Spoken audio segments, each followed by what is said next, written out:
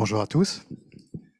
Alors, on a le plaisir aujourd'hui de recevoir un grand nom de la psychologie française, dont le nom est associé tout simplement à l'ethnopsychiatrie. On va le laisser nous parler du lien qu'il pressent entre hypnose et transe. Et on se retrouve tout à l'heure pour une série de questions.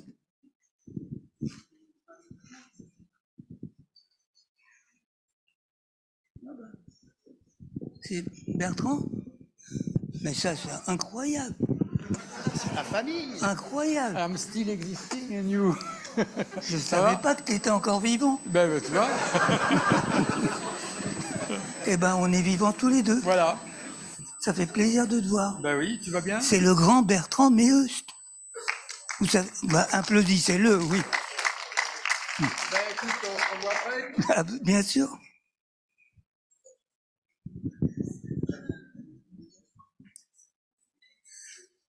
Bon, alors.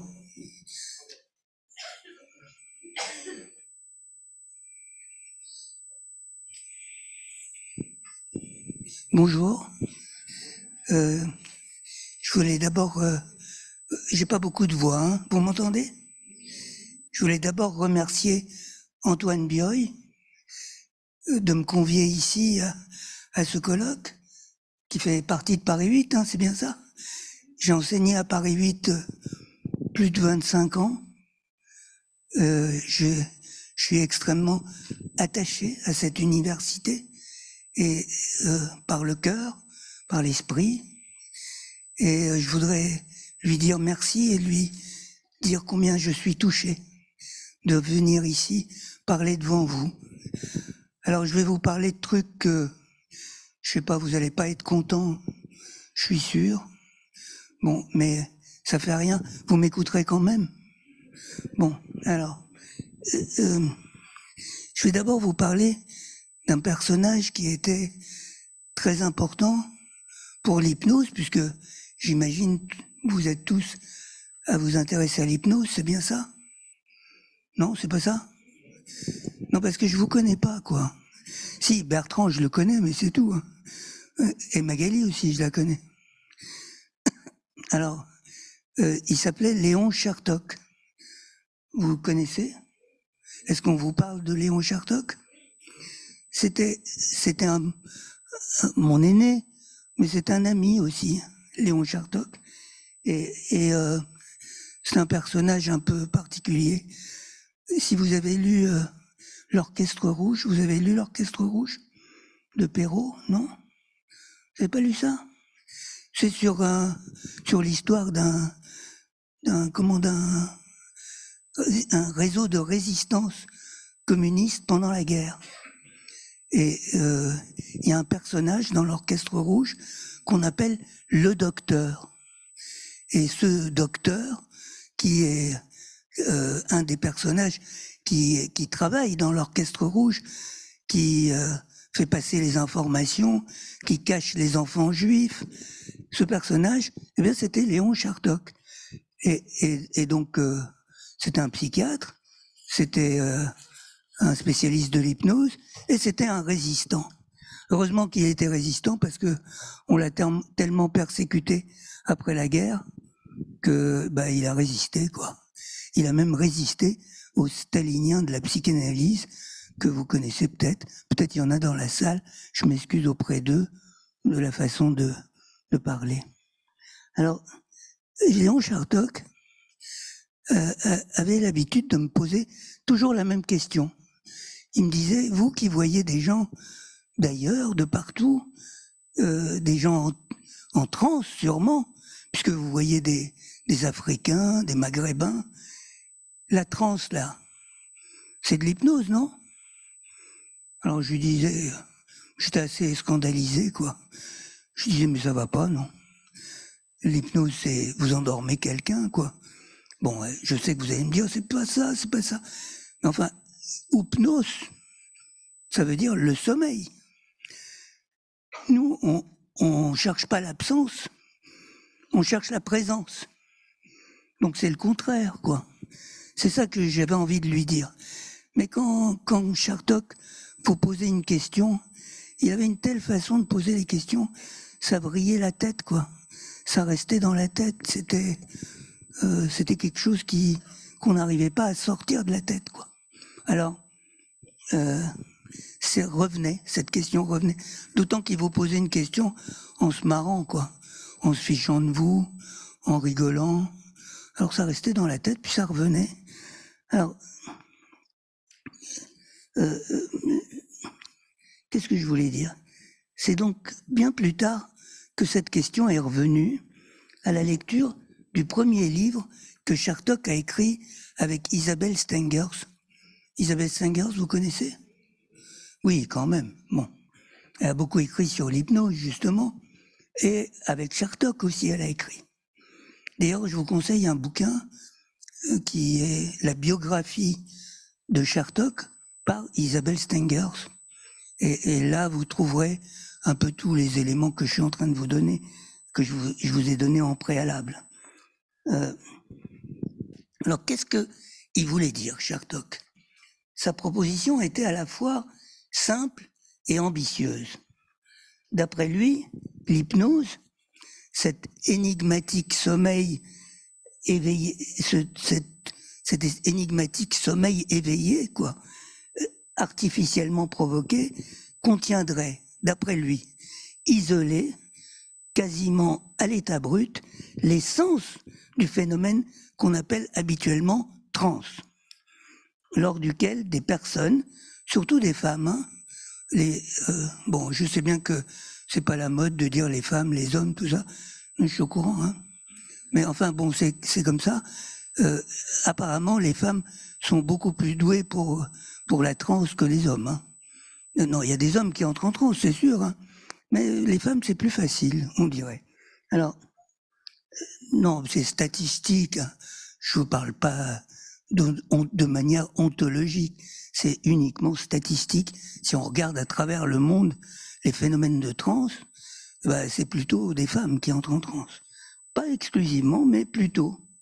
Alors, les personnes offrent leur corps et leurs paroles à des êtres surnaturels, des diables, des esprits, des divinités ou l'âme errante de disparus. La Pythie de Delphes, par exemple, par la bouche de laquelle parlait Apollon, était en transe. Mais d'accord. Le médium à qui vous allez demander des nouvelles d'un proche récemment décédé est aussi en transe. Vous êtes d'accord?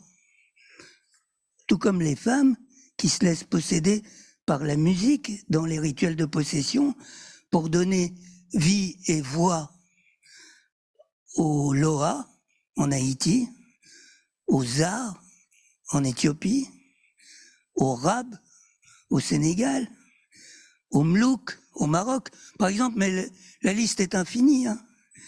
D'après Chartok, donc, au centre de tous ces phénomènes relativement répandus, qui tiennent à la fois du rituel religieux et de la fête musicale, résiderait donc, d'après Chartok, un noyau dur, héritage d'une commune humanité, l'hypnose, cette capacité à s'abstraire de soi-même pour abandonner la place, son soi, à un être invisible, une entité. Ça va? C'est ça une transe, hein? Alors, je ne sais pas si on parle de la même chose quand on parle de transe, mais au sens anthropologique du mot, c'est ça une transe. Et Chartok voulait explorer encore plus loin. Il se demandait si l'hypnose ne pourrait pas être cette particule élémentaire, la première mise à jour par lui, Chartok évidemment, que l'on retrouverait non seulement dans toute psychothérapie des modernes, mais aussi au cœur de ces thérapies des mondes éloignés que sont le chamanisme, la possession et même dans le magnétisme des guérisseurs de nos campagnes. D'après lui, toutes ces thérapies que l'on rencontre à travers le monde pourraient partager un noyau commun, ce qui expliquerait leur efficacité comparable, hein, parce que leur efficacité est à peu près comparable avec les thérapies des modernes, hein. Je ne parle pas de la psychanalyse où son inefficacité est incomparable. Alors, non, c'est mon avis, hein. Alors, je dois dire qu'on pense encore ainsi de nos jours, peut-être le pense-t-on ici, dans cette assemblée, dans les élaborations de cette notion bizarre que vous appelez, je crois, les états modifiés de conscience. À mon sens, état modifié de conscience, c'est juste une description, une paraphrase des événements, et c'est certainement pas une explication. On voit en revanche l'intérêt idéologique d'une telle théorie. Avancer l'hypnose comme phénomène premier de toute thérapie, y compris des possessions mystiques, aurait pu finir par laïciser la transe. Parce que la transe, il y a toujours des histoires de dieux, de diables, des choses comme ça, ce qui plaît pas beaucoup aux laïcs, évidemment, hein, vous imaginez bien. Alors donc, laïciser la transe, la débarrasser de ces oripeaux religieux et mystiques, de ces esprits, de ces diables, pour laisser apparaître un phénomène dans sa pureté scientifique. Alors, prétention naïve, évidemment, c'était le temps de l'après-guerre. Vous l'avez pas connu, le temps de l'après-guerre. Vous étiez pas né, peut-être même, hein. Alors, c'était le temps de l'après-guerre, un temps où la pensée marxiste était prédominante, où on ne perdait aucune occasion de régler leur compte aux vieilles croyances, de débarrasser le peuple de tous ces opiums. Léon Chartok, qui était un peu communiste, enfin pendant la guerre il était communiste, enfin après-guerre il était plus... je sais pas ce qu'il était après-guerre, mais pendant la guerre il était dans un mouvement de résistance communiste. Léon Chartok peut-être l'avait voulu raconter ainsi à Isabelle Stengers sa première rencontre avec l'hypnose. Alors si vous me permettez, je vais vous la raconter. Vous connaissez peut-être l'histoire. Une patiente, dit-il, l'aurait mis sur la voie. Madeleine, 34 ans, était mariée. Mais lorsqu'il lui demandait qui elle était, elle répondait en toute sincérité qu'elle était célibataire et qu'elle était âgée de 22 ans. Alors il disait, mais non, mais vous êtes sûr? Oui, oui, j'ai 22 ans, je suis célibataire. Où donc avaient disparu les 12 années manquantes de sa vie?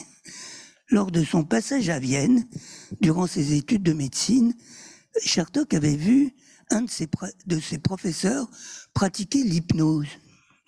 Alors, il a donc eu l'idée d'appliquer à Madeleine cette technique. J'ai appris que cette technique, il s'était entraîné pendant la guerre, à ses moments perdus. Il hypnotisait des gens pour les soulager, tout ça. J'ai eu quelques témoignages directs de ça. Donc, il passe 2 doigts devant ses yeux, il lui dit « vous allez dormir ». Je sais pas, vous faites plus comme ça maintenant. Vous faites des choses beaucoup plus sophistiquées, j'imagine.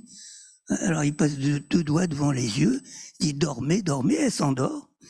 Et elle, sous hypnose, obéissant aux inductions de Chartok, Madeleine retrouve ses 12 années perdues et, le plus spectaculaire, c'est que quand elle se réveille, eh ben, elle se souvient qu'elle est mariée et qu'elle a 34 ans. Magique, pour lui, c'est la révélation. Il y a quelque chose qui a complètement changé dans sa vie. Il dit, ça, c'est le phénomène parfait. Et chaque fois qu'on lui disait, mais l'hypnose, c'est n'importe quoi, souvent parce que les psychanalystes lui disaient ça, c'est de la suggestion, etc. Il répondait toujours, d'accord, expliquez-moi Madeleine. C'était son truc, son mot d'ordre, son chibolette, comme on dit dans la tradition juive. Expliquez-moi Madeleine. Alors, critiqué par les maîtres de la médecine, injurié par les psychanalystes, Chartok a tenu bon. Il n'a jamais cessé de pratiquer l'hypnose. Il en a perfectionné la méthode, au contraire. Il a écrit des... Si vous regardez, il y a des gens qui parlent là? Il y a des gens qui parlent derrière moi? Non? Alors ça, pour écouter, j'ai jamais vu. Hein. Bon, alors d'accord. Bon. Et il a perfectionné la méthode, au contraire, l'a transmise à des jeunes cliniciens, dont je faisais partie, Et il avait compris dès cette première expérience qu'il y avait là un fait têtu de ceux qui résistent aux sophistes et aux idéologues, un fait comme ceux qu'on trouve à l'origine des sciences dures. C'est ça qui lui plaisait. Avec l'hypnose comme sésame, pensait-il, il allait défricher le territoire de la psychothérapie. Pour lui, dès ce moment, c'était acquis. Il y avait de l'hypnose dans toutes les thérapies et en premier lieu dans la psychanalyse. Et d'ailleurs, quand il parlait avec un psychanalyste, il disait ça a marché. C'est parce que c'était de l'hypnose. Mais non, je fais pas d'hypnose. Mais si, tu fais de l'hypnose. C'est ça qu'il disait tout le temps.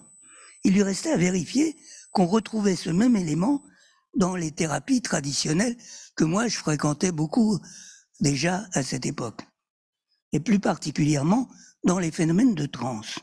C'était donc le sens de la question qu'il m'adressait, après l'avoir également posée, je dois le dire, à Georges Devreux, qui se fichait de lui, qu'il avait envoyé balader, et qu'il connaissait très très bien. On se rencontrait tous les trois dans les réunions de la Société de médecine psychosomatique. Non, parce qu'il y avait une blague, comme il n'y avait que des juifs là-dedans, on disait que c'était la Société de médecine psychosémitique. Alors, bon, donc on se marrait bien, c'est pour ça que j'ai fait un lapsus, excusez-moi. Somatique, bien sûr. Mais à la différence de bien des thérapeutes, Chertok, c'était ni un croyant, ni un gourou. Après avoir été bouleversé par les résultats spectaculaires obtenus par l'hypnose, il n'est pas allé rejoindre une chapelle, n'a pas fondé une secte, il a gardé cette pépite comme une question au sens talmudique du terme, une question qui lui permet d'interroger le monde de son œil rieur, comme un outil pour démonter l'arrogance des savants. À quoi ça sert l'hypnose? À mettre à jour le non-savoir des psys. C'est ça qu'il disait, parce que les psys ne savent rien. C'est ça qu'il disait. Je suis d'accord avec lui d'ailleurs. Hein. Bon, vous n'êtes pas d'accord avec moi, je suis sûr, mais moi j'étais assez d'accord avec lui. Alors, la transe, est-ce bien un équivalent de l'hypnose? C'était ça la question initiale. Il va sans dire que je n'ai jamais rencontré l'hypnose durant mes investigations anthropologiques. En Afrique, en Amérique du Sud ou dans les îles de l'océan Indien où je me suis rendu, où j'ai participé à des rituels de possession, où j'ai vu des gens travailler, soigner des gens, jamais vu d'hypnose. À la différence de Tintin au Congo, parce que là il y a un truc dans Tintin au Congo, vous vous rappelez peut-être, je n'ai jamais vu de chaman, de sorcier ou de gourou hypnotiser les membres crédules d'une tribu perdue. Ça, j'ai jamais vu ça. Hein. Alors, partout où j'ai pu observer des dispositifs thérapeutiques traditionnels, j'ai vu des complexités indémêlables, mélange de rites et d'objets, d'êtres visibles et invisibles, d'animaux aussi, parfois sacrifiés, parfois interrogés. Il faut savoir interroger les animaux. Ils répondent, hein. Il faut savoir comment on les interroge. Hein. Beaucoup d'animaux.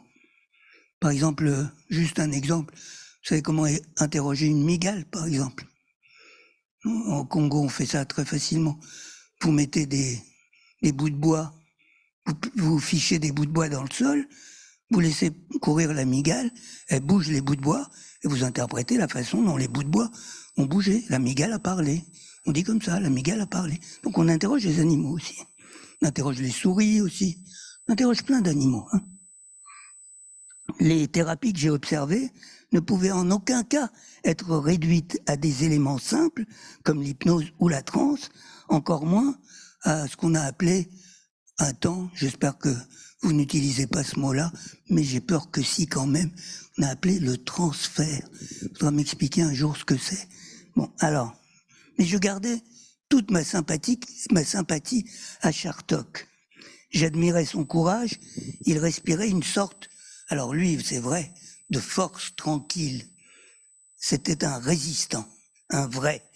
Il avait traversé la guerre en clandestin. Moi, j'étais extrêmement étonné parce que ce type, quand je l'ai connu encore, c'est-à-dire longtemps après la guerre, Et il avait un accent russe à couper au couteau. Et quand il est arrivé en 1939 en France, il est arrivé en 1939, au début de la guerre, en France. Il ne parlait pas un mot de français. Il a traversé la guerre en se faisant passer pour un aristocrate français. Comment il a fait, je ne sais pas. Voilà. En tout cas, quand je l'ai vu, il avait encore un accent russe à couper au couteau. Et il a fait partie, donc, comme je vous l'ai dit, d'un réseau d'espionnage.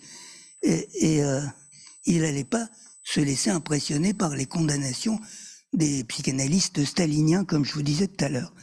Il riait des positivistes arrogants et qui jugeaient tant l'hypnose que les trans traditionnels d'un vaste regard condescendant. Tout cela, c'est du théâtre. C'était les risques qui avaient initié cette blague, que c'était du théâtre. Persiflait si souvent lorsqu'il n'ajoutait pas avec l'air de tout expliquer l'efficacité thérapeutique de la transe. Bon, c'est l'effet placebo. Vous avez déjà entendu ça? Oui, c'est l'effet placebo. Et jusqu'à Pierre Pichot, qui m'a dit à moi un jour que j'étais un adepte du folklore afro-cubain. Oui, alors oui, s'il veut. Hein. Pierre Pichot, il est mort maintenant. C'est un grand psychiatre, célébrissime. Bon. Malgré ça, au fond de lui, Chertok se rangeait du côté des savants, des Européens, des Occidentaux. D'un côté donc des savants, à la recherche de cet élément simple qui expliquerait tout, qui transformerait la complexité en bruit. De l'autre, les thérapeutes, qu'il m'était déjà arrivé d'accompagner dans leur travail. Je suis beaucoup allé auprès des thérapeutes, les voir travailler, thérapeutes traditionnels. Je veux dire, les gens ailleurs, quoi, au loin. Pour qui le maniement expert de la complexité était précisément le gage du succès. C'est-à-dire, si tu sais à la fois interroger les animaux, interroger le sang, interroger la personne, interroger les rêves, fabriquer des objets, si tu sais faire tout ça, alors tu es un thérapeute. Voilà, c'est un peu ça, un thérapeute traditionnel. D'un côté donc, le presque vide des modernes et leur poursuite éperdue de l'élémentaire, de l'autre, le plein, le trop plein à ras-bord des traditions dont la complexité garantissait l'efficacité. Ça va, vous me suivez? Alors, un jour, durant une consultation d'ethnopsychiatrie, c'était tout au début, est arrivé mon propre cas princeps. Une femme aussi, comme la Madeleine de Chertok, ou le cas de Pierre Janet, qu'il a aussi appelé Madeleine. J'imagine que tout ça, c'est à cause de Proust. Ils les appelaient tous Madeleine. Ou encore Annao, qui en fait, vous savez, s'appelait Bertha Pappenheim. Et moi, la mienne, je l'ai appelée Prudence. Prudence parce que c'était moi qui essayais d'être prudent. Vous allez voir que ça n'a pas marché, ma prudence. Alors, je l'ai rencontré, je vous disais, au tout début de cette consultation d'ethnopsychiatrie, c'était en 1984. Ce matin-là, nous étions nombreux pour la recevoir, des psychiatres du service, parce que je faisais une consultation d'ethnopsychiatrie, et cette consultation était destinée aussi aux internes du service qui venaient apprendre ce que je ne savais pas, mais que je leur transmettais quand même, et aussi mes étudiants en thèse déjà, et puis les infirmiers, et puis tout ça, tout ce monde-là, on était peut-être une dizaine pour recevoir Prudence. Elle est entrée sans saluer personne, s'est assise lourdement sur une chaise, le regard fixe, elle était comme absente. C'était une femme très très belle, très grande, très imposante, plus que Antoine même. Tu vois le genre, quoi. Une sacrée nana, quoi. Hein? Je t'appellerai Madeleine. Alors, Prudence était gravement déprimée au point que tous les antidépresseurs qui lui avaient été administrés étaient sans aucun effet. La psychologue qui l'accompagnait ce matin-là, une jeune apprentie psychanalyste, nous a longuement expliqué qu'elle était ainsi chaque jour, se traînant du lit au fauteuil, prostrée, mutique, hébétée et incapable de s'occuper de sa petite fille de 2 ans.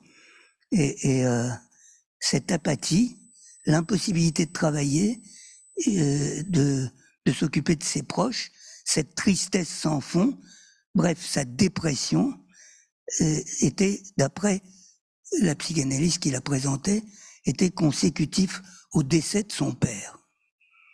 Oh, bon, la messe est dite, hein, un décès, une dépression consécutive à un décès. Alors le visage rond, harmonieux, maquillé avec soin, Prudence était belle. Elle me dépassait d'une bonne tête, peut-être même 2 têtes, je sais pas. Et je devais paraître assez fluet face à elle et au sein de toute cette assemblée. Elle était camerounaise, de langue maternelle douala, mais parlait parfaitement le français, me disait-on, mais elle parlait pas de toute façon. Il était pourtant manifeste qu'elle n'ouvrirait pas la bouche, que la relation aux autres lui paraissait au-dessus de ses forces. Moi aussi, tout comme Chartok, avec sa Madeleine, je me suis souvenu d'un maître. Il s'appelait Michel Sapir. Vous avez entendu parler de Michel Sapir? Oui, il y a quelqu'un qui hoche la tête, c'est bien. Il y a quelqu'un qui connaît Michel Sapir, qui est le séduisant psychiatre à l'accent russe, lui aussi, et qui m'avait guidé quelque temps. Alors lui, il était trotskiste, hein. L'autre, il était communiste, celui-là, il était trotskiste, hein. Qui m'avait guidé quelque temps durant mes études et qui avait été membre de mon jury de doctorat de 3e cycle. Sapir pratiquait alors ce qu'il appelait la relaxation psychanalytique. Vous savez pas ce que c'est? Bah, personne ne sait, mais je veux dire, c'est de l'hypnose avec un peu de sauce psychanalyse en plus, quoi. Et donc, il appelait ça relaxation psychanalytique. Et il m'avait initié à ça. Et durant ces séminaires, il nous expliquait que cette technique permettait de surmonter la réticence de certains patients à s'exprimer. Alors je me suis dit, ah ben voilà, c'est pile ce qu'il faut faire. Donc j'ai décidé de commencer par là, un exercice de détente, comme disait Sapir. Alors je me suis approché d'elle, elle n'a pas bronché, pas même scié. J'ai posé mes mains sur les siennes, longuement, jusqu'à ressentir sa chaleur, et je lui ai dit, fermez les yeux. C'était ma première parole. Eh ben, gardez les yeux ouverts, hein. Alors, détendez-vous, laissez-vous aller, fermez les yeux maintenant. Finalement, elle ferme les yeux, mais ça fait bouh comme ça. Après un long moment, j'ai senti qu'elle s'apaisait enfin, ses paupières ne tremblaient plus, elle était totalement immobile. On aurait pu penser qu'elle s'était même endormie. Dans la salle de consultation, on était 10 personnes, le silence s'était épaissi, et comme s'il avait acquis une sorte de densité, seulement interrompue par 1 ou 2 inductions. Vous sentez la chaleur de votre corps. Vous connaissez ces inductions, j'imagine. Vous sentez le poids de votre main. Après quelques minutes de détente, on entendit sa respiration devenir de plus en plus rapide, de plus en plus bruyante aussi. Ses yeux se mirent à papillonner, ses lèvres à trembler, comme si elle voulait articuler des mots qui ne sortaient pas, et elle s'est mise à remuer la tête dans des gestes de dénégation. Elle semblait lutter contre quelque chose, contre quelqu'un peut-être, et moi je gardais mes mains sur les siennes. On entendait des borborigmes et des bruits, puis elle s'est agitée sur sa chaise, et tremblant de tous ses membres, les pieds de son fauteuil crissaient en raclant le sol. J'ai senti mes collègues frémir. Et son visage était devenu un masque de souffrance. Soudain, elle ouvrit les yeux tout grands, trop grands, écarquillés, fixes, et ce fut comme une détonation. Une voix forte, une grosse voix d'homme sortit de là, non pas de sa bouche, mais de son intérieur, de son ventre, de ses tripes, qui m'a dit « Qui es-tu, toi ?» Alors là, Vous faites quoi, vous? Alors, bon, j'ai sursauté, hein. Surpris, ça s'explique, quoi. On serait à moins entendre une forte voix d'homme surgir de cette femme qui, quelques minutes auparavant, ne pouvait prononcer une seule parole, qu'on me décrivait comme une dépressive. C'était incompréhensible et effrayant. Bon, alors, sans doute, on a eu peur parce que, comme je vous disais, elle avait une certaine corpulence. On a eu peur que l'homme qui était à l'intérieur se mette à bouger les chaises, à nous bousculer, à nous frapper, peut-être. Voilà comment j'ai rencontré la question de la transe. Non pas par le biais de l'anthropologie, mais par celui de la clinique. J'ai revu Prudence à 5 reprises. À chaque fois, son père s'est manifesté. Oui, il faut que je vous dise qu'est-ce que je lui ai répondu quand même. Alors, il m'a dit, qui es-tu, toi? Alors, il y a plusieurs façons de faire. Hein. Je sais pas, qu'est-ce que vous auriez fait? Hein? Je sais pas, je vous entends pas, alors je vais faire comme si je vous avais entendu. Hein? Un ami, vous auriez dit? Ah, vous êtes... C'est bien d'être gentil comme ça. Moi, j'ai dit, qui es-tu, toi, qui viens chez moi? Alors, il m'a dit, je suis son père. J'ai dit, non, t'es pas son père. Parce qu'un père n'emmène pas sa fille dans la mort. T'es un mauvais père. Et je commençais à m'engueuler avec lui. Bon, alors voilà, si vous voulez, on va s'expliquer là-dessus tout à l'heure, si vous voulez me poser des questions. Voilà ce que j'ai fait, moi. Alors, je l'ai vu 5 fois, je vous dis, en tout.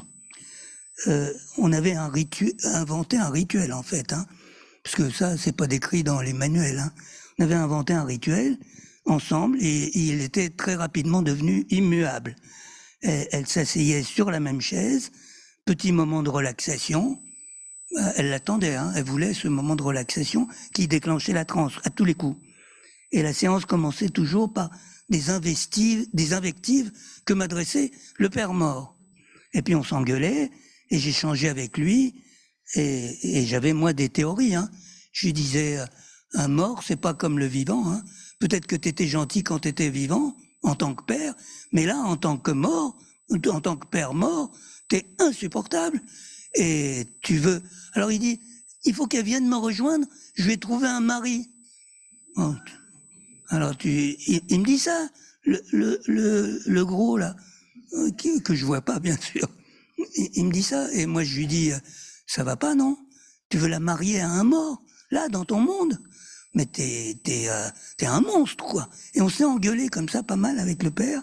Et puis au bout d'un moment, il m'a oublié, et il m'a dit, je veux parler à mes fils. Ses fils, ils étaient au Cameroun. Et donc, on a appelé les fils, et on a dit, votre père vous convoque. Et il savait très bien que le père était mort. Mais il savait très bien aussi qu'un mort, ça peut convoquer les vivants. Donc ils sont venus. La première fois, c'était le premier fils qui était un steward dans une maison, enfin une compagnie d'aviation qui s'appelait Air Afrique à l'époque. Ça n'existe plus maintenant. Et donc lui, c'était facile pour lui, il est venu. Après, l'autre, c'était un homme d'affaires camerounais. Il est venu aussi. La sœur est venue aussi. À chaque fois, il convoquait les gens. La dernière séance qu'on a eue, il y avait toute la famille, tous les enfants du père réunis. Et il a commencé à parler de la famille, en fait. Hein. Et donc, ce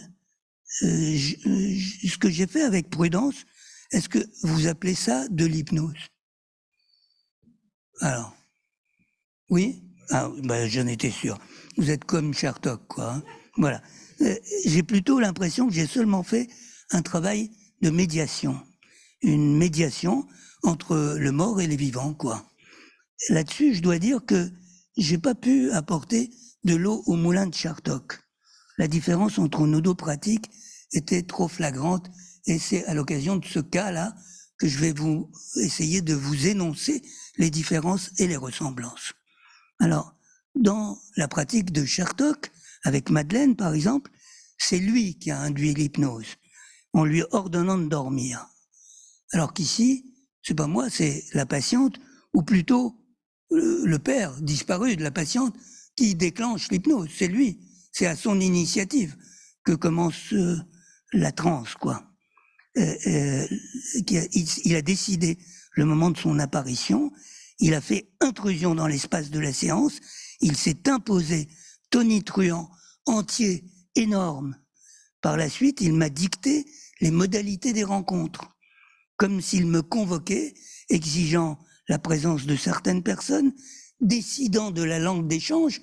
Oui, parce que, par exemple, à une séance, il me dit, la prochaine fois, il faut qu'il y ait un interprète douala, hein, parce que je vais parler douala, je veux parler douala à mes enfants. Et donc, j'avais pas d'interprète douala sous la main, et donc la patiente a ramené une amie d'enfance qui parlait douala, et qui avait pour charge de traduire ce qu'allait dire le père en douala. Donc tout ça, ça devenait... Si j'avais continué, il y a eu que 5 séances, je pense qu'il y aurait eu là... je travaillais dans le bureau du professeur Lebovici, qui me laissait son bureau le vendredi. C'était le chef de service. Professeur Lebovici, vous avez entendu parler de lui? Peut-être, oui. C'était un grand patron de la psychiatrie de l'enfant à l'époque, quoi. C'était à Bobigny, l'hôpital de Bobigny, service de psychiatrie de l'hôpital de Bobigny. Et donc là, dans ce bureau qui était le plus grand, on aurait, si on avait laissé faire, peut-être qu'au bout d'un moment, il y aurait eu toute la famille, et la famille élargie, peut-être qu'il y aurait eu tout le village même, allez savoir, là présent, pour écouter le père mort et ce qu'il avait à dire. La deuxième différence est encore plus importante. Chartok, comme tout bon hypnotiseur, du moins ceux de l'époque, je ne sais pas comment vous faites aujourd'hui, a demandé à la patiente de dormir. Il a dit « dormez ». L'hypnose porte bien son nom, comme je vous le disais tout à l'heure, du grec « oupnos ». Il s'agit d'une sorte de sommeil. Ce qu'ordonne l'hypnotiseur, c'est le retrait du moi, son absence. On peut évidemment discuter de la nature de cette absence du moi vigile, du surmoi, du refoulement, c'est selon votre religion, vous choisissez. Et peut-être même est-ce une absence simulée, mais c'est toujours d'absence qu'il s'agit. En ethnopsychiatrie, ce que nous avons appris à rechercher, ce sont les présences, ou plutôt, la présence, mais plutôt les présences. Prudence d'autres et pas n'importe quels autres, certains, certainement pas des semblables, mais des êtres d'une autre nature. C'est cela que nous convoquons, que les humains qui les interrogent. Des esprits donc, des démons, des divinités, et là, des morts.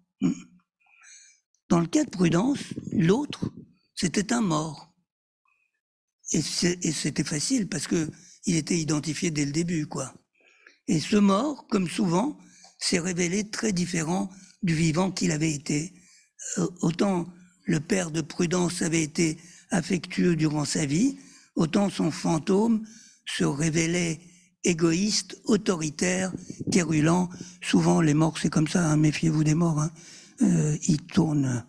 Quand ils passent de l'autre côté, ils tournent. Hein. C'est comme le lait, ça tourne, quoi.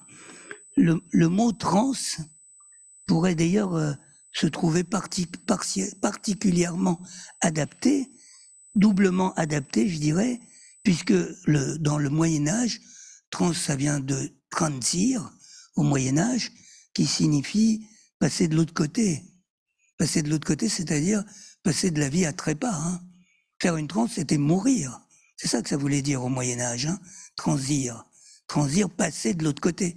Et évidemment, là, ça s'imposait, puisqu'il s'agissait d'ouvrir une porte entre les vivants et les morts.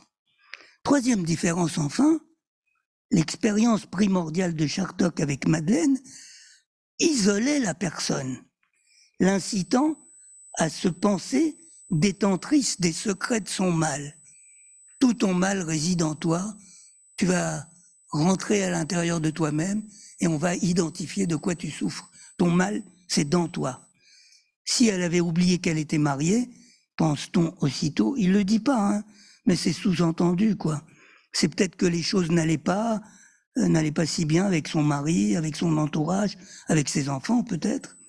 On conclut d'évidence que le désordre est en elle, enfoui dans des recoins secrets de sa conscience. C'est ça qu'on pense tout de suite. Donc on l'isole. Ce que j'ai fait, moi, dans ma séance d'ethnopsychiatrie, c'est tout le contraire. J'ai peuplé la scène. Elle n'était pas toute seule, hein, d'abord. D'abord, dans le déroulement même de la séance. Nous sommes nombreux, peut-être une dizaine au départ. On a fini une vingtaine. Peut-être qu'on aurait pu être plus si on avait continué. Et le groupe qui entoure la patiente, contenant et protecteur, c'est vrai, hein, c'était vraiment contenant et protecteur. C'est-à-dire, tous ces gens-là m'entourent. Moi, vous imaginez la scène, hein. Je suis au centre d'un cercle, quoi, qui est constitué de tous ces professionnels, puis après, les amis de la patiente, les parents, etc. Tout ceux-là sont autour, et nous, les deux, là, nous sommes au milieu du cercle, quoi. Et le cercle nous entoure. Et moi, je sentais que le cercle, tant qu'il était là, il pouvait rien arriver. On était protégés, elle pouvait se laisser aller, quoi. Elle pouvait exploser. C'était pas grave, il y avait le cercle autour, quoi. Et j'apprendrai plus tard que c'est une condition indispensable à l'apparition de la transe. Pas de groupe protecteur, pas de cercle autour des personnes, pas de transe. C'est indispensable, c'est fondamental. Je veux dire, dans les mondes éloignés, hein, ceux que j'ai fréquentés beaucoup. Je voyage plus maintenant, je suis trop vieux. Et vous savez qu'ils m'ont interdit d'enseigner. Hein. Ouais, c'est n'importe quoi. Hein.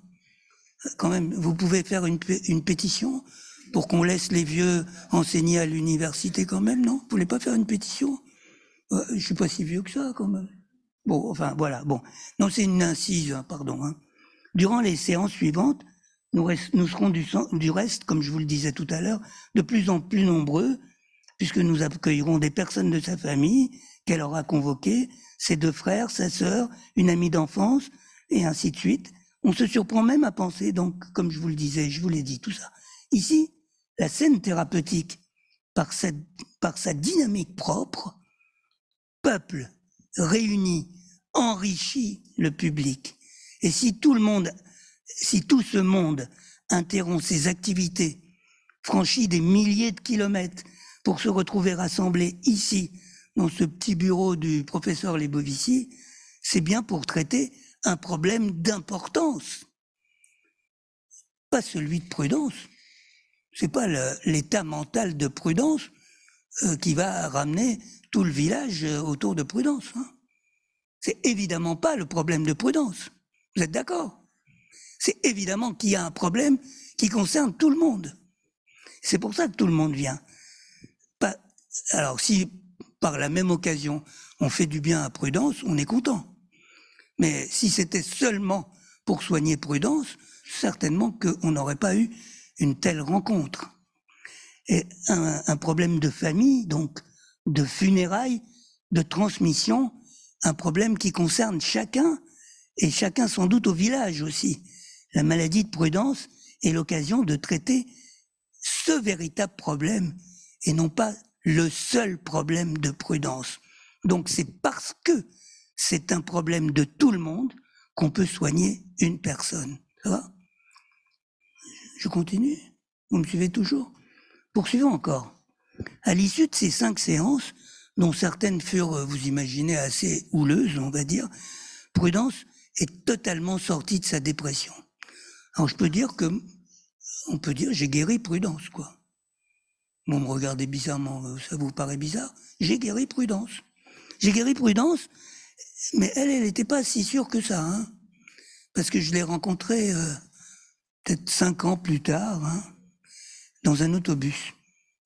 Et je me souviens très bien la scène. J'étais, comme d'habitude, en retard. Je devais aller à une soutenance de thèse. Et donc, je relisais le rapport de soutenance que j'allais devoir faire. Et j'étais dans le bus, j'étais complètement absorbé dans la lecture de mon rapport. Et puis, je vois, il y a une femme qui s'installe juste en face de moi. Je lève les yeux, c'est Prudence. Elle me regarde, je la regarde. Elle dit, oh, vaut mieux que je change de place. Elle pensait que ma seule présence pouvait à nouveau redéclencher tout le processus. Donc j'ai dit oui, d'accord, elle est partie à l'autre bout du bus. Donc moi, j'étais sûr qu'elle était guérie, mais elle, je suis pas sûr qu'elle pensait ça. Dans la famille, tout le monde... Alors, pardon. Qu'est-ce qui a délivré Prudence du mal dont elle souffrait? Alors, c'est là où je voulais vous amener. Hein. Alors, moi, je suis sûr qu'elle a guéri, mais pourquoi je suis sûr de ça? Pourquoi est-ce qu'on peut dire que je l'ai délivrée du mal dont elle souffrait? Et est-ce que je peux définir ce mal? Dans la famille, tout le monde savait... ce n'est certes pas la révélation du secret de sa naissance. Parce que dans la famille, tout le monde savait, elle aussi, qu'elle était née avant le mariage de ses parents, d'une première relation amoureuse de sa mère, et qu'elle n'était donc pas la fille biologique de ce père. Mais pourtant, elle était la préférée de ce père. Sans être sa fille biologique, elle était sa préférée. Mais dans la famille, elle avait une position un peu particulière, à la fois la première et la laissée pour compte, quoi. Et je pense que ça a dû compter dans les histoires d'héritage, hein, j'imagine. Mais j'ai pas bien éclairci cette affaire. Mais elle savait tout ça. Pas davantage, à mon sens, donc, la mise en scène des dernières recommandations de ce père mort. Parce qu'il a fini par dire, ce terrain va à tel fils, la boutique va à la deuxième fille, et ainsi de suite. Il s'agissait, pour ainsi dire, d'un travail de notaire, quoi. J'ai fait un travail de notaire. J'ai dit, bon, on va régler la succession, quoi. On va régler la succession. Parce que c'est souvent comme ça en Afrique, régler une succession, c'est convoquer le mort et lui demander vraiment ce qu'il veut, quoi. Hein. C'est pas les papiers qui règlent la succession, c'est la possession qui règle la succession. Dans les mondes quand ils fonctionnent normalement, ça fonctionne de moins en moins normalement, comme partout, quoi. Alors là, il s'agissait, pour ainsi dire, donc d'un travail de notaire. J'ai appris par la suite que chez les Douala, il n'est pas rare qu'au moment du décès, parfois même lors de la mise en bière ou de la mise en terre, l'un des membres de la famille soit possédé par le défunt qui saisit l'occasion de poser ses exigences à ses descendants, l'occasion aussi de révéler les véritables motifs de sa mort. Ça, c'est très important.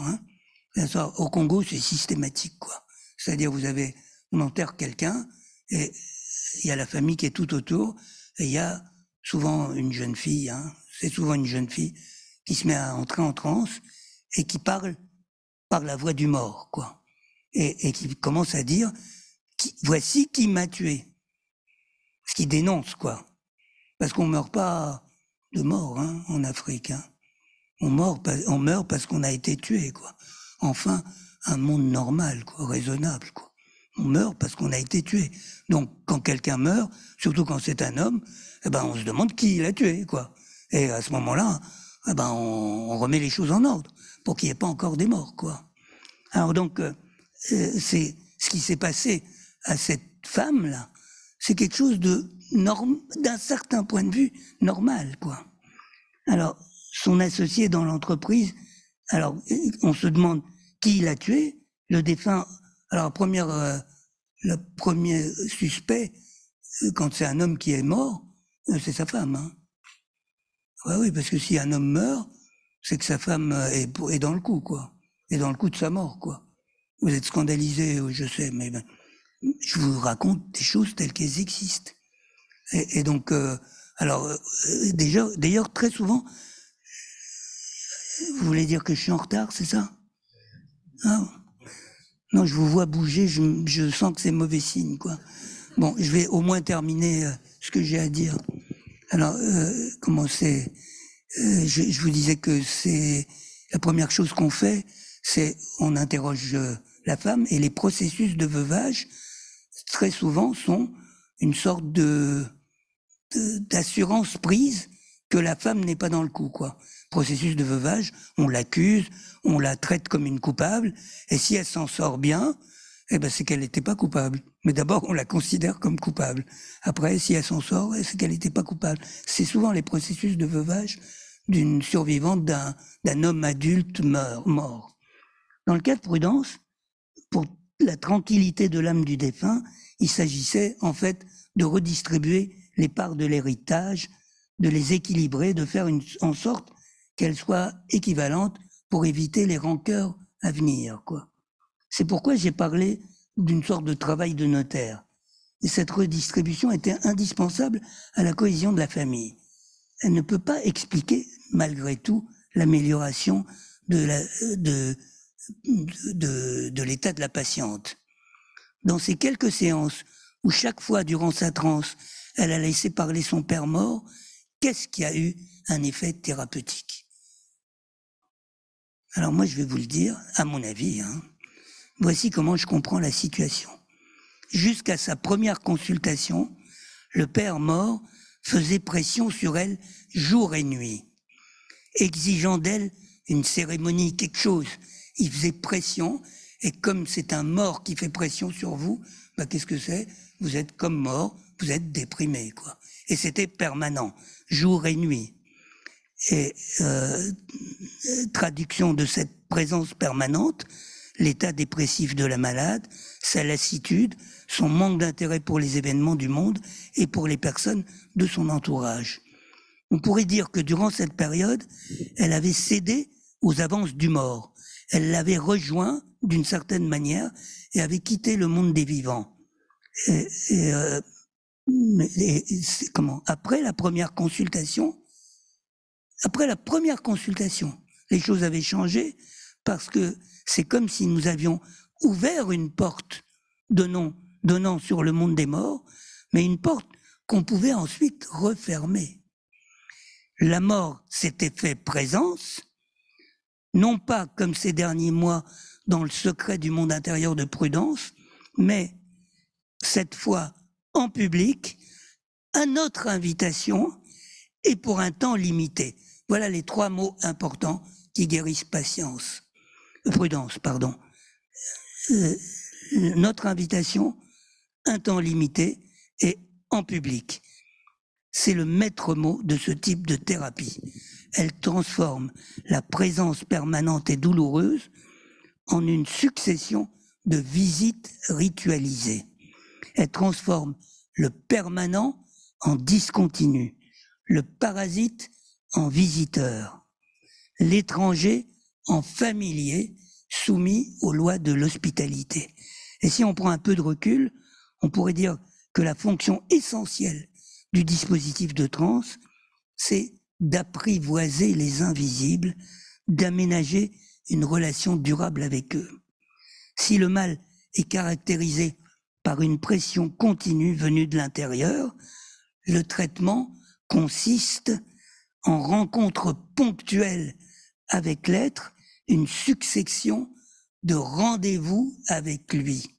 Rendez-vous, tel devrait être le nom d'un dispositif organisé autour de la transe. Toute thérapie par la transe est une thérapie des rendez-vous.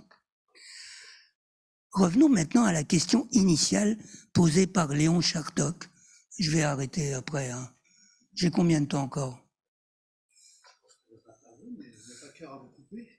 Bon, alors, non, je vais juste vous donner la conclusion et puis je m'arrête. J'avais prévu le double de choses à vous dire, mais tant pis pour vous. Bon. Alors, revenons maintenant à la question initiale posée par Léon Chartok en son temps. L'hypnose apporte-t-elle un élément stable duquel pourrait découler une théorie générale de la thérapie? Et cette fois, bien qu'il nous ait quittés depuis longtemps, je lui répondrai qu'après tout, peut-être un peu, mais en négatif. Le vide de l'hypnose semble préfigurer le plein de la transe. L'hypnose ferait donc, par une sorte de processus intrinsèque, surgir des présences, et cela malgré l'hypnotiseur. Je veux dire que cela peut aussi arriver contre son gré, mais dans le monde moderne, ces présences ne sont pas nécessairement des êtres exotiques, des morts, des diables, des démons. Moi j'aime bien, ça me dérange pas du tout, mais je crois que c'est pas partagé, cette prédilection n'est pas partagée parmi mes collègues.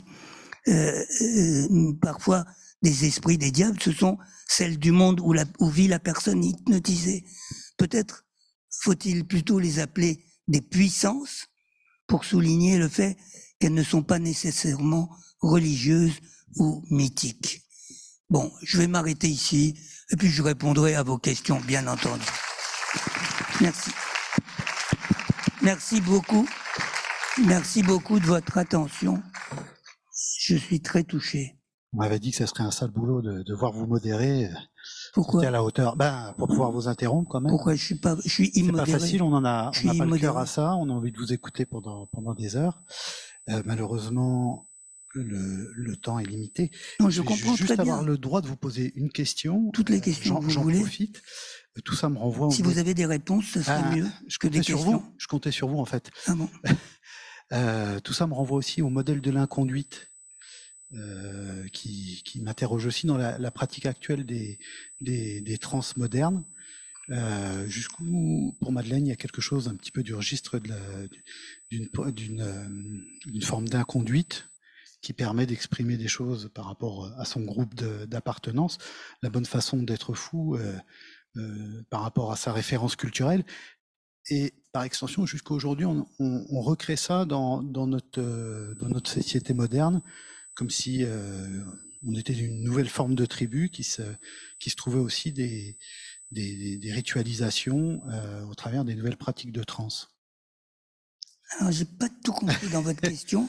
Je pense que vous faites allusion à comment la phrase de Devereux. Oui, c'est ça, une théorie de Devereux, enfin une théorie, c'est pas une théorie, hein, sur les modèles d'inconduite, qui avait, il avait beaucoup parlé de ces choses-là. C'est un peu, bon, c'est un peu moisi, non, comme idée. Je sais pas. Non, mais bon, c'est pas grave. Mais en tout cas, pour ce qui concerne la transe, c'est vrai que il y avait un grand anthropologue britannique qui s'appelait Lewis et qui est mort aujourd'hui, mais qui a beaucoup travaillé sur les rituels de transe des femmes. Et il avait défendu l'idée que les femmes qui sont sorties du pouvoir à l'intérieur d'une société très patriarcale, très structurée, leur espace de liberté, leur espace d'expression, c'était la transe. Et là, en effet, se manifestait à la fois le pouvoir, la force et la capacité d'agir sur les hommes aussi, hein. Et donc, d'un certain point de vue, ça rejoint cette idée de Devereux de modèle d'inconduite, quoi, si vous voulez. Mais bon, c'est le mot inconduite qui me paraît je reprends juste la formule consacrée dans les ouvrages. Oui, je sais bien, c'est ce qu'il écrit.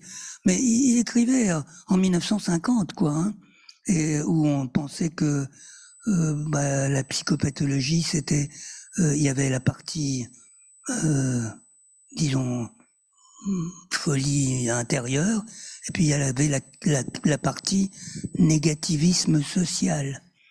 C'est-à-dire, dans la folie, il y avait une part d'opposition à la société, quoi. Et c'était ça l'idée, quoi, qui avait beaucoup cours dans les années 50 aux États-Unis. Il est très marqué par ça. Il écrit aussi dans son temps, quoi. Mais c'est pour ça que je vous disais, ça sent un peu le moisi, quoi. Mais bon. Du coup, moi, je l'entendais pas comme ça. Je le voyais comme une manière d'autoriser l'expression de la souffrance qui était codifiée socialement et qui permettait à un groupe, dans un groupe donné, d'exprimer d'une manière entendable, codifiée par les gens autour, quitte à ce que le comportement soit bruyant et inhabituel par rapport aux bonnes conduites sociales. C'était une soupape, quelque part, d'expression. Là, si vous me permettez, je suis pas d'accord. Et ça me dérange pas, hein, je veux dire, Devereux a été mon maître et c'est pourquoi je suis d'accord à peu près avec rien avec lui, hein. Alors, donc, oui, c'est souvent ça, un maître. C'était pas mon professeur, c'était mon maître. C'est pas pareil. Un professeur, vous écoutez ce qu'il dit et puis vous partagez ses idées. Un maître, il vous fabrique, ça vous implique pas du tout, ça n'implique pas du tout que vous pensiez comme lui, quoi.